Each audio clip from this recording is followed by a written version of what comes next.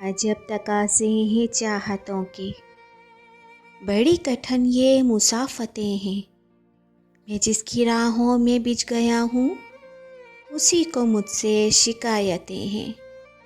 शिकायतें सब बजा हैं लेकिन, शिकायतें सब बजा हैं लेकिन, मैं कैसे उसको यकीन दिलाऊं जो मुझको जान से अजीज़ तर है, जो मुझको जान से अजीज़ तर है।